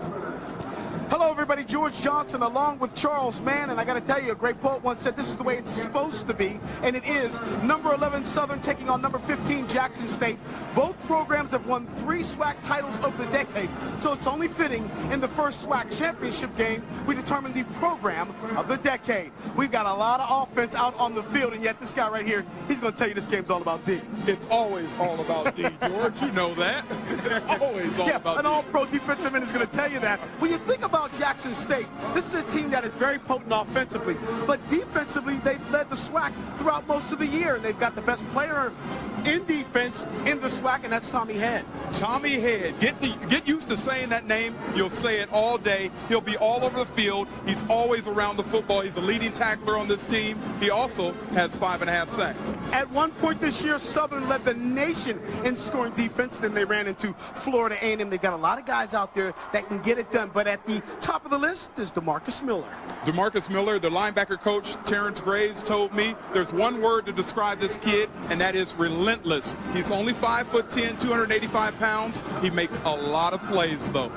Relentless, appropriate word for our third member of the broadcast team, and that's Joe Claire, who's standing by down on the sideline. Joe? Yes, indeed. I'm down here on the field capturing all the pageantry and revelry that is black college football. Birmingham, Alabama is a lovely city. This is the inaugural SWAC championship in their city, so they came out to have a good time. I will be covering the bands, the cheerleaders, shout-outs, all of that kind of stuff. Back to you guys up top. All right, thank you very much, Joe. You know, earlier this year, Southern beat Jackson State, their 4th straight win over the Tigers. But what's most impressive about Southern, they haven't lost a conference game in 25 outings. They put it on the line against Jackson State. We look at the starting lineups brought to you by Western Union Money Transfer, the fastest way to send money worldwide. You saw the backs. Here's your offensive line. Damon Nivens is a first-team All-SWAC member. Defensively, there's your starting lineups for Jackson State's defense. Chandler, Tommy Head, Edward Reese, pretty good middle linebacker. Rashard Anderson is a professional prospect, and they say he will be in the NFL next year. It is your starting lineup, brought to you by Western Union. Mark Washington is your quarterback, Destiny Wright, the all-time leading rusher in school history, is the tailback. Jeremiah Todd. All right, everybody, we're back. It's the Jaguar Journal. Good morning. Glad to have you guys with us. I am Perry White. Good morning to everybody across the Baton Rouge capital city area and everybody in the region and in the world watching on our YouTube and Facebook. It's cold in a lot of places today, man. I'm talking about cold. But here in South Louisiana, we're getting a little weather, but not much. I have a meteorologist here on the other side of this break to be able to talk to you about what's happening and what to expect here in the Baton Rouge capital city area and as well as around the region, so you can check in on your family, friends, and loved ones. But as we talk about today, basketball will be played in Baton Rouge. The weather has not stopped nothing here, and the Golden Lions from UAPB will be in town taking on our Southern University Jaguars. And listen, he's the head coach of the Southern University men's basketball team, and no stranger to the show. Want to welcome this morning Coach Kevin Johnson. Good morning, Coach Johnson. Good morning, Perry. How you doing? Doing good, man. Glad to have you on this morning, man. You pumped up? Always a pleasure. You know what I say on Saturday mornings. There's no place better to be than in that gym. Yes, sir. And I'll be right there with you giving them refs hell today. I promise you that. Listen, let's go back to last week, a place that you thought was going to probably give you guys some hell. That's going on the road to a rival, and that's Grambling State. But no hell was given by Grambling. You gave them all the hell, Coach. 71-53 was the final score as the Jaguars shot 25 of 56 in this ball game for 45%. You guys were 8 of 22 from the three-point line, shooting 36%, and 13 of 22 from the free throw line, shooting 59%. Grambling State out-rebounded us 38-32, but your defense held them 14 of 44, shooting 32%. Coach, they were 3 of 16 from the three-point line, shooting 19%, and they were 22 of 32 from the free throw line, shooting 69%. Talk about going on the road and getting that big victory in what we consider a hostile environment in North Louisiana at Grambling State. Well, you know what, Perry? You said the key word. I felt like that was our best defensive effort of the season. And, boy, I love the connectivity of our guys. I love their communication during that game. And, we had really good bite with our own ball defense. And I think that's the reason we're able to separate from Grambling. Big game today, UAPB, my mom's alma mater, so this one means a little something. Southern's my alma mater, UAPB's her alma mater, so this one of those bragging rights in my house. It don't happen often, but when UAPB does find a way to get past Southern in something, you don't realize how long I got to hear. So I'm putting a big responsibility on you, Coach, for your boy.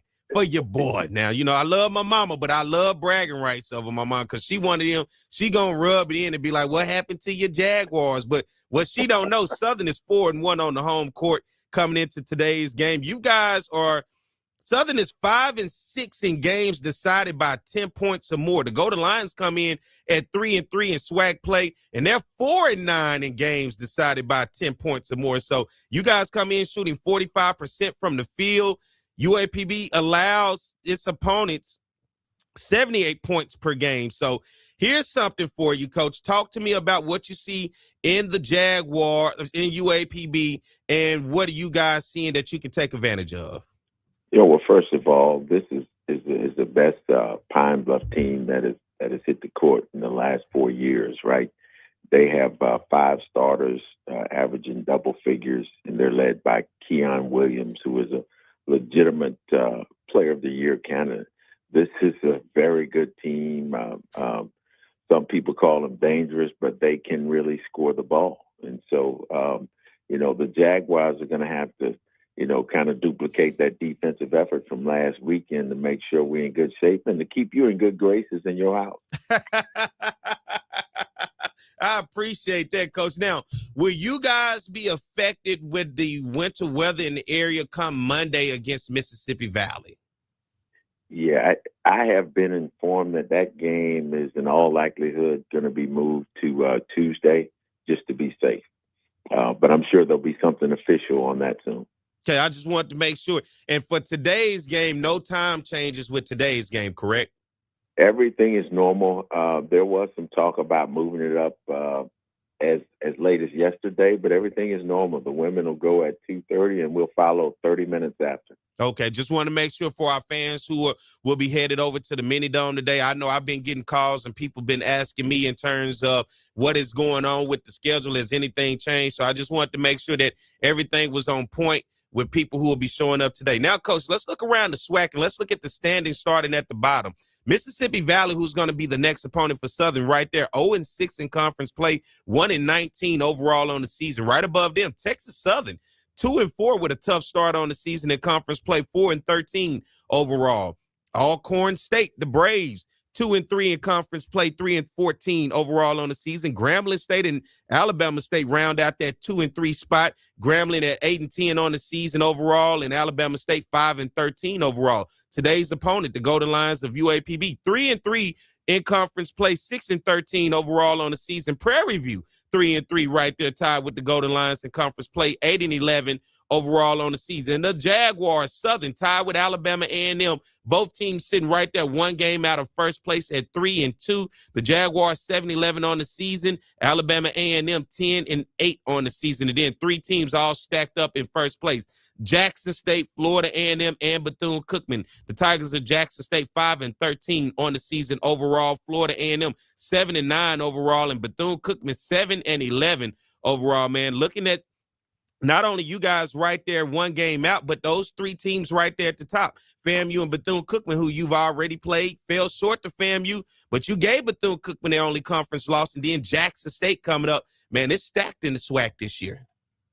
Again, we knew coming into this year, this was going to be a very tough conference season, more parity that's been in the league than they've had in quite some time. And, you mentioned, just right there, 5 or 6 schools who could very easily end up winning this thing. And, and there's some schools who right now don't have a winning record that could get in this mix. So, well, what a year for SWAC basketball to make this kind of statement. But, we're going to keep doing what we do, man. You know how we roll. We take them one at a time. And, everything today is not about the standings and where you are. It's just about, being prepped and being ready to go for those lines.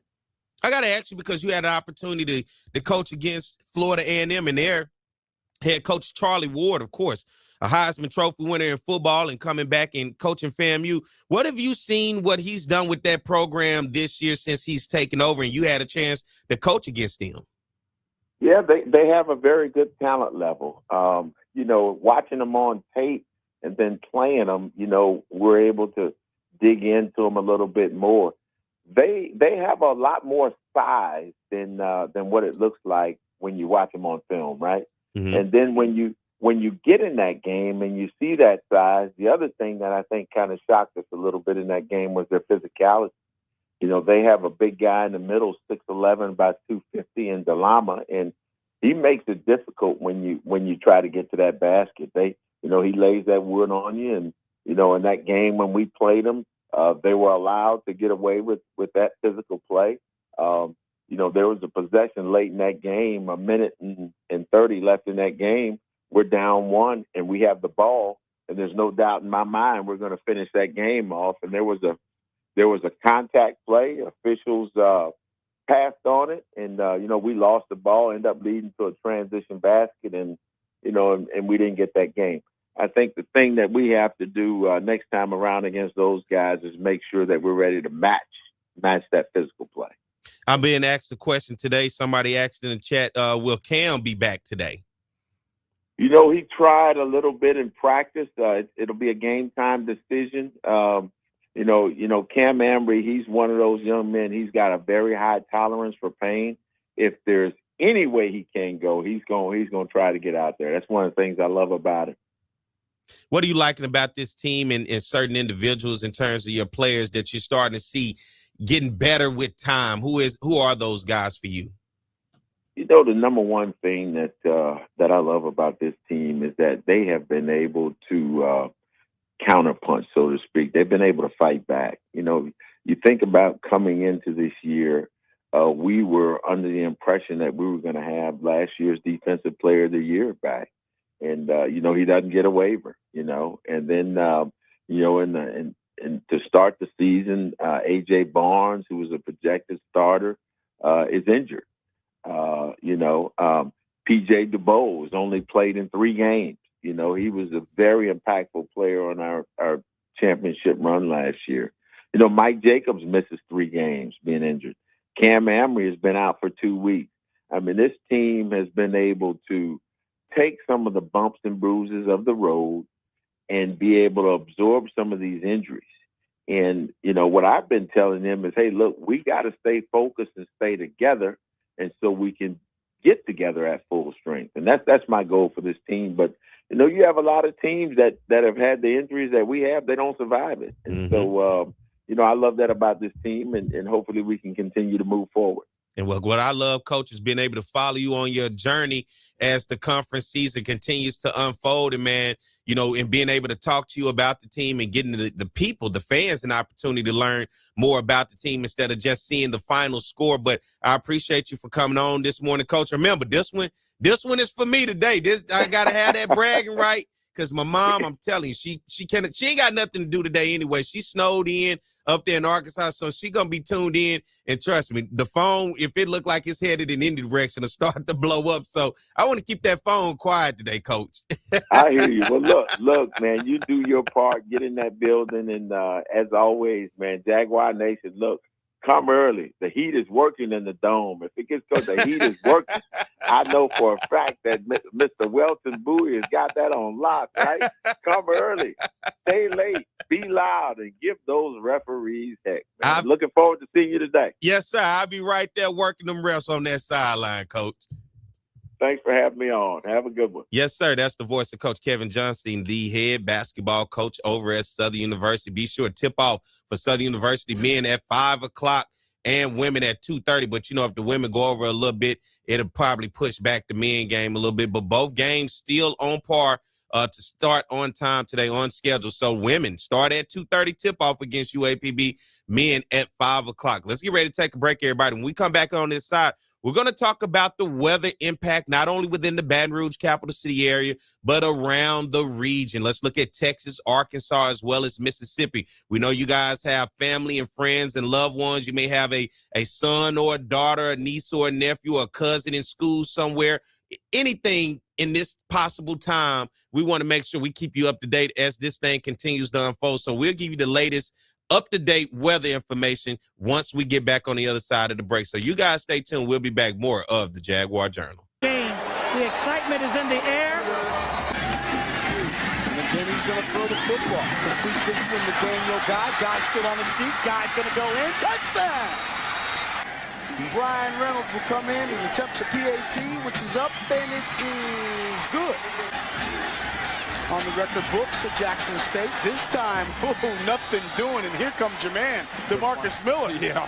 Miller led the club with 17 tackles for a loss, as Reynolds will set up for the field goal attempt. This one will be from 20 yards out. He's 3 of 3 between 20 and 29 yards out. Kick is up, kick is good. So we've come to the end of the first quarter with Jackson State leading 10-3. Ball is at the 31-yard line. Again, throwing the football downfield. Oh, and his receiver, Hayes, makes the catch. See you later. Touchdown, Southern. And every time you think Southern struggles, they come back, they make a play. They've done it all year long. Kick is up, kick is good. Second down and a yard to go. Again, they give it to Lewis. Lewis finds room. Lewis still on his feet. Lewis making a move to the outside. He's inside the 25, the 10, the 5. What a run by Ryan Lewis. 69-yard run for Ryan Lewis. And how about this? Kicks up, kicks good. Halftime, George Johnson along with Charles Mann. Southern trailed in this football game 10-7. Then they reel off 14 straight points, and they do it with the big plays. And that's something that we didn't think would happen, at least from Southern's perspective. They've been able to methodically go down the field on people and win ball games, not the big plays. You saw the big play by Ryan Lewis running 69 yards, the nice throw by Terrence Levy. This is something that I don't think Jackson State thought they would see in Southern either, and they go into halftime down by 7 points. Jackson State came in the best defense out of the SWAC. And if you take a look at the highlights, you will see that this club, and I'm talking about Southern, was really able to capitalize on a couple of miscues, and the big plays are the result of it. And this is Daniel Guy with a nice stiff arm to Bradley Pittman there. And he runs that ball 36 yards inside for a touchdown, makes it 7-3.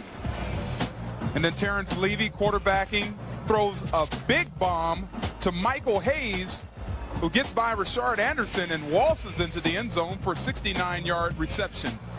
And then the big run by Ryan Lewis, a scat back for Southern, races 69 yards for the score.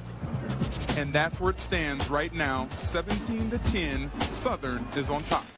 All right, everybody, we're back. It's the Jaguar Journal. Good morning. Glad to have you guys with us. I'm Perry White. Good morning to everybody listening across the Baton Rouge capital city area on Talk 107.3 FM. Everybody watching on our YouTube and Facebook Live. As always, it's housekeeping. Be sure to keep up with the Jaguar Journal across all social media. We're on TikTok. We're on X. We're on Instagram. We're on Facebook. Be sure to subscribe to the Jaguar Journal YouTube channel. Mike got us on Twitch TV as well as Apple Podcasts and Spotify. So all you got to do is type in the Jaguar Journal. We're not hard to find. You've been looking for us.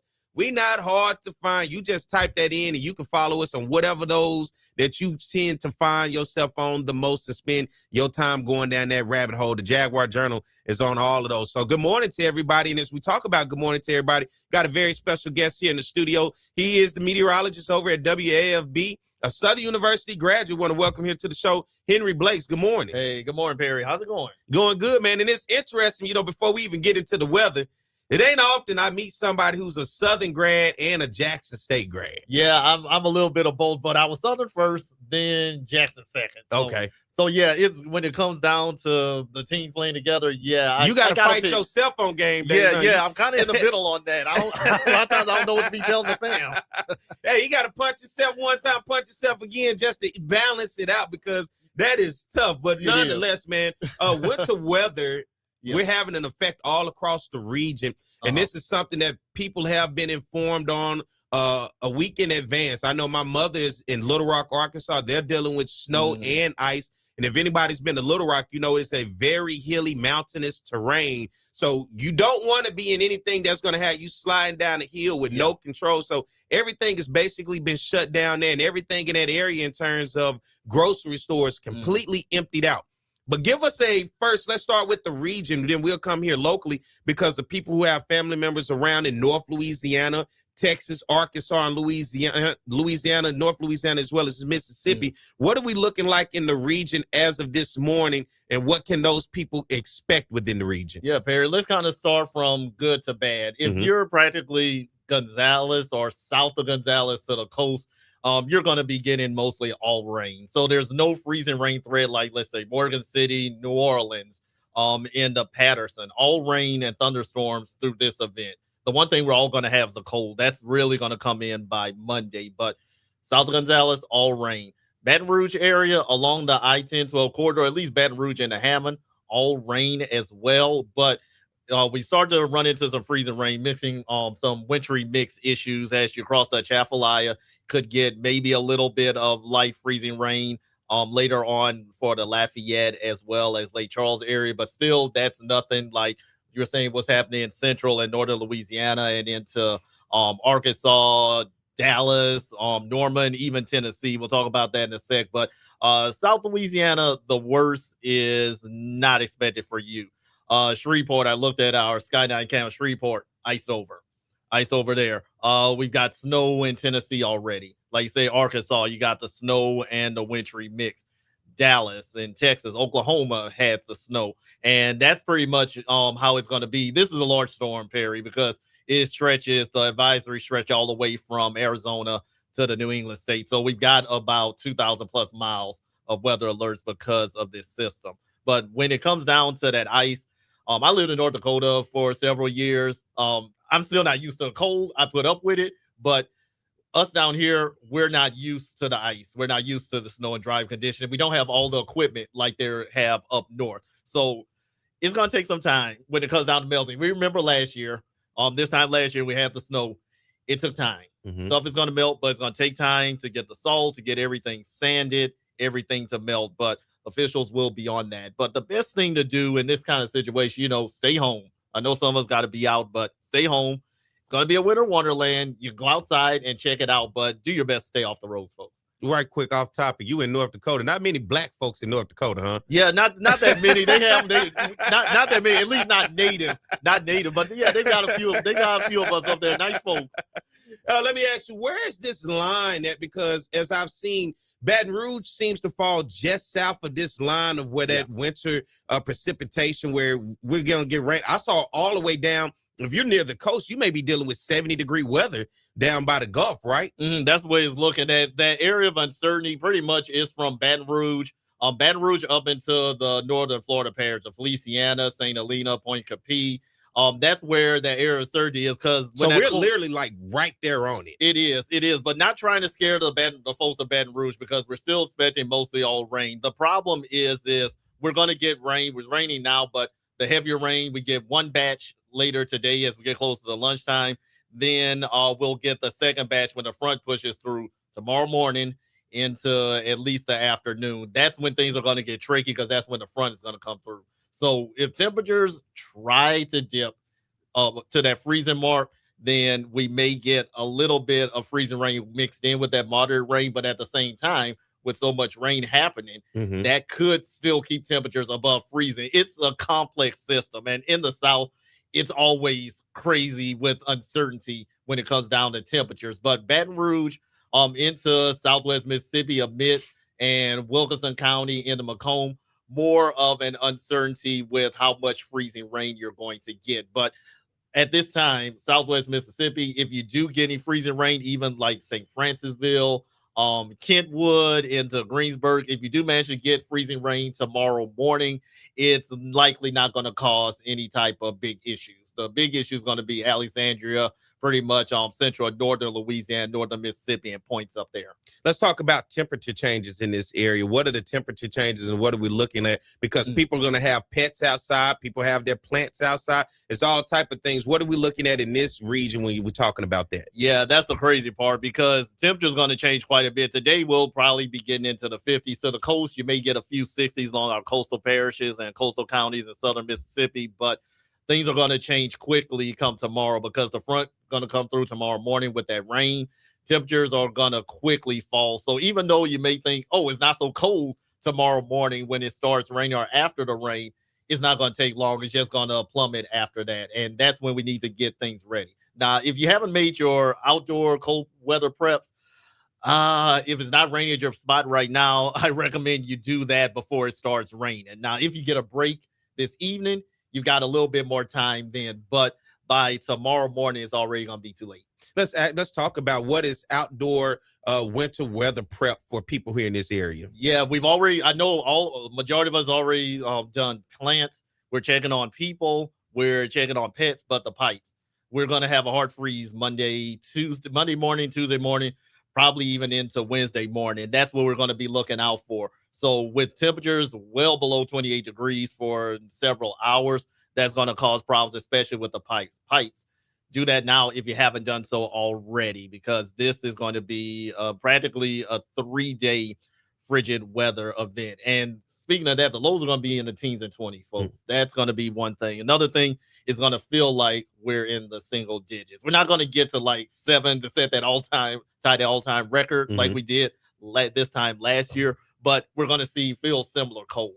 And when it gets this cold is cold at that point. Cold. Yeah, it really is. Now, let me ask you, because cold here seems to be like bone chilling, like I can't kind of shake it compared to most places. Does that have anything to do with the humidity here? Yeah, it does. The dew points, we got so much moisture here thanks to the Gulf.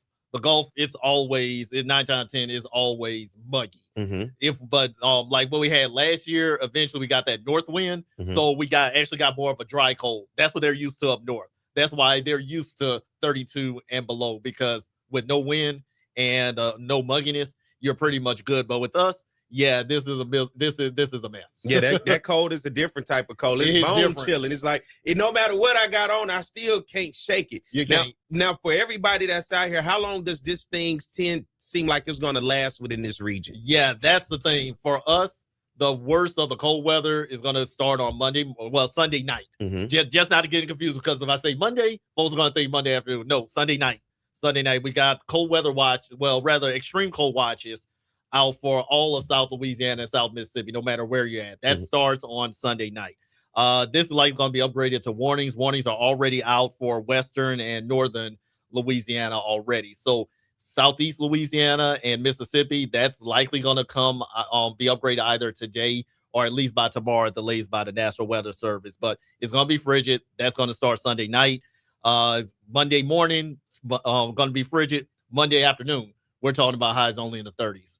So it's not going to be any better. Tuesday morning, same thing. Tuesday afternoon, maybe a couple 10 degrees warmer, but still in the 40s. But it looks like that cold air should at least retreat by Wednesday afternoon. Now, I'm not saying it's going to be 70 degrees out, but instead of 30 and 40 for highs, we'll have 50-degree temperatures for them. So we get a little bit of relief by the middle of the week. And it's definitely something to watch here in South Louisiana and the surrounding area because of the many bridges within this area. When we see those signs before you cross that bridge, it says with ice, could present a very dangerous opportunity going across because you have that cold air wind going under, so you don't have the heat of the ground underneath it. So that can potentially become a threat for many travelers, especially with a major interstate coming through this region. And that's another thing, too, because Central and North Louisiana, we're already going to be expecting road closure. They haven't happened already.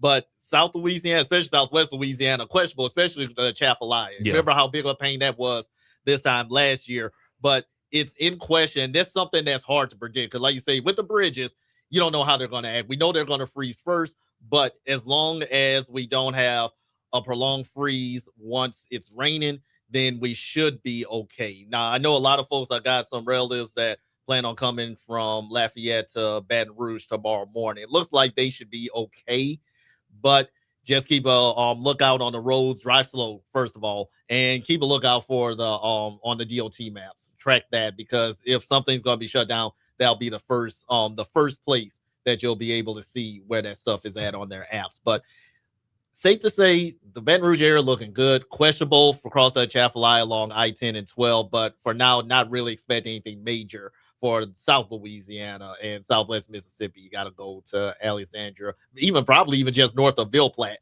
could get in on some decent light freezing rain accumulations. But just play it safe, folks. I know it's a interesting event. A lot of folks are scared. A lot of folks are worried that trying to overhype. We're just trying to inform people of what's happening. Overhype, yeah, definitely for the north part of the state. There's no doubt about that. It's already happening. But South Louisiana, South Mississippi, not trying to scare you, but just play it safe. And then majority of us are likely not going to get freezing rain anyway. So between Baton Rouge and New Orleans, we're probably not looking at any disruption in terms of locally of air traffic as well, huh? Yeah, for Baton Rouge, likely not, but it depends. And New Orleans, likely not, but it depends on where you're going. Yeah, that's the thing, because I know some people that have plans to try to get to Dallas tomorrow. We'll see how that goes, because even though it's good here or in New Orleans, Dallas is another story. Memphis is going to be another story. So if these planes can't land at their destinations, then you're going to be delayed for a bit. My man Henry Blake's meteorologist over at WAFB, man, he's a Southern University graduate. So, man, first of all, this is a Southern show, man. Absolutely. How did you like Southern? Yeah, loved it. Both parents went there. All the majority of my aunts and uncles in Baton Rouge went there as well. Now, Jet State, no relatives went there, the whole rivalry thing. Yeah. But I went there because that's where that was one of the closer places where I could get my meteorology bachelor. And went there for a few years, met a lot of great people. And Jaguar folks, just let you know, Tigers fans ain't all that bad. Tigers fans ain't all that bad. No, not today. Not today. No, they are bad in our eyes. We just see that's the problem when you go to both schools. You try to find yourself to try to say, you know what? You telling yourself that, but you can't tell us that. Yeah, there ain't no changing folks' mind with that. Hey, he trying to get his balance out. So when the game come, he like, you know what? This side out that bad, so I can deal with as a Southern fan. Now we ain't falling we ain't for playing that. No banana in the tailpipe today, okay? Hey man, I appreciate you coming on and taking the time and being able to update the people with the winter weather. I find this near and dear to my heart because a lot of people, listen, they don't take weather serious sometimes. Yeah. And in this position, it's different from hurricane where, the temperatures you can get outside, it can be hot, but then it still move. When it's cold, it's cold. It's cold. And our generations, we haven't experienced nearly as many snowstorms, ice storms like our parents and our grandparents, because my folks tell me that kind of used to be the norm when they used to actually get 4 seasons. Yeah. We've been pretty much getting 2 summer and spring. Mm-hmm. That's it. Kind fall. You can't even really see the fall foliage like I used to as a kid, at least not in the city. But this kind of stuff happens. It's winter.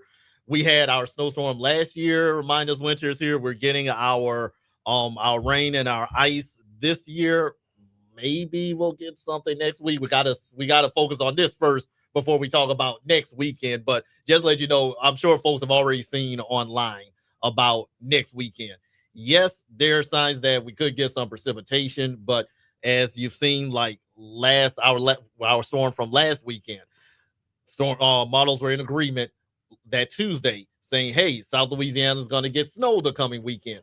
That was Tuesday, but then 24 hours later, it backed off completely. So that's why we're saying if you're wondering about next weekend, let's give it some time, folks. Let's focus on what's happening now, because we got folks up north suffering. Mm-hmm. They got to get through this. And the last thing they want to hear is a potential for another storm. So we'll get through this now. We'll deal with next weekend as it comes. Things are going to change, but stay warm, folks.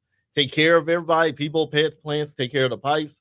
And do what you can. This will probably be one of those good indoor kind of weekends. Man, thank you for coming on. It's the voice of Henry Blake, Southern University grad and meteorologist over at WAFB, giving you the information. If they want to keep up with what's going on over at WAFB, how can they keep up as this weather unfolds? Yeah, always visit WAFB.com. You can follow us on Facebook, Twitter. We have Instagram pages. But big thing we want to stress people is to download the WAFB First Alert Weather app to your mobile devices. What makes that different from the ones we have on our phones with AccuWeather, where you tap and click, you're not going to get notifications when watches, warnings, or alerts are issued. So by having a local app, you can set your notifications, your location, what you want to receive, and you can also get localized forecasts from us directly through that WFB app. All right, thank you. My man Henry Blake's coming into the studio giving you guys that information, man. Let's get ready to take a break. When we come back on the other side, we'll continue to more of the Jaguar Journal. Washington second, but he's intercepted right there. This time the inside handoff, and the ball was dropped, and picked Tommy up by Head. Head. Here's Taylor in the pocket, looking downfield and looking for Leroy Fields, and this one looks intercepted, and it is. He's played a lot tougher ever since. And this is a free play for Southern. 2nd and 15. It's a free play. Levy completes his It's pass. a free play. Oh, and he's still up. It's a free play.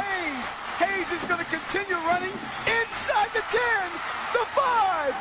Unbelievable Michael Hayes. Hayes now with 187 yards receiving, 169-yard touchdown, 181-yard touchdown. And Southern's came up with all the big plays. They lead by 14. And that one is intercepted by Darden. Darden looking for some room, and Guyon will finally drag him down. But we start the 4th right after this. 2nd down and 20 after the penalty. Oh, he's got a man wide open. Going into the corner. Touchdown! Reynolds attempting the point after. It's good. A 32-yard field goal.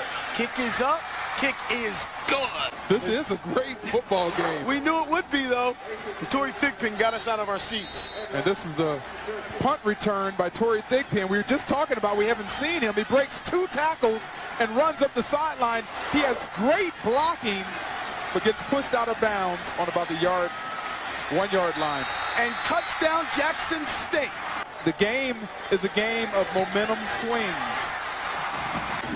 Snap is good. The kick is up. On driver. Yes, sir. The ball up to the big receiver, Michael Hayes. There he goes. Hayes makes the catch. Hayes still on his feet. Hayes looking for blocking. Hayes trying to find a hole. Hayes is still on his feet.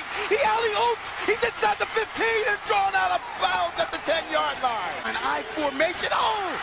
Fumble Levy. He kicks it and falls on top of it.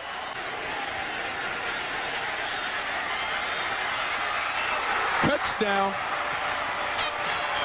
Receiver that has not seen much action comes up big. 1st and 10. Washington over the middle with intercepted.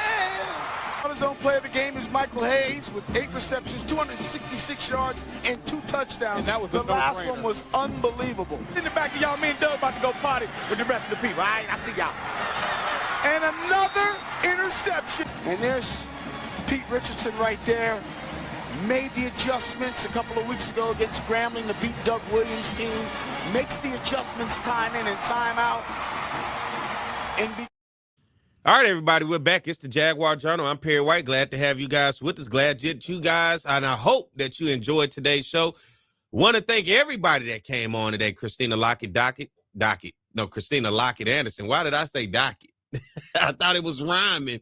I started to rhyme a little bit. Christina Lockett Anderson coming on, talking to us about the 7-on-7 football tournament today with F3 Elite. And as well as want to thank Dr. Kedrick Taylor coming on, talking about the Southern University Marching Band. If you want to keep up with the band, follow the band across all social media, especially for those of you want to see what's the band schedule for the Mardi Gras parades. He said they'll be from Kentwood to New Orleans and all over. So go to the Southern University Marching Band social media. You'll be able to get the schedule there. If you didn't get it here today, listening to them to be able to keep up and see where the Southern University Marching Band be in a parade or a town near you. Want to thank Coach Carlos Funches, women's basketball coach, as well as Kevin Johnson, the men's basketball coach, Southern University, taking on the University of Arkansas at Pine Bluff, the Golden Lions today. Women tip off at 2:30. The men tip off 30 minutes after that game ends. Right now set for 5 o'clock. None of those games have been affected in terms of timing with the weather around here. And then, of course, I want to thank Henry Blake's coming on talking to us from WAFB about the weather. I hope that was insightful and helpful for you guys, not only here in the Baton Rouge capital city area, but around the region as we deal with the winter precipitation. As he said, don't get fooled by the temperatures. They will drop drastically starting tomorrow and into Monday. So be sure to take all the necessary precautions that you need in order to battle the winter weather. Good morning to everybody out there. Thank you guys for tuning in. I hope you guys have enjoyed the show. Remember to subscribe to the Jaguar Journal YouTube channel. Follow us across all social media on TikTok, Facebook, X, as well as Instagram. And keep up with us on Apple Podcasts, Spotify, and Twitch TV. Thank you guys from myself, my man Mike, CJ Guidry, and everybody. Thank you guys for tuning in, and we'll be back in the same time in the same place next week. As always, it's the Jaguar Journal. Have a great week, and stay safe, everybody, and warm.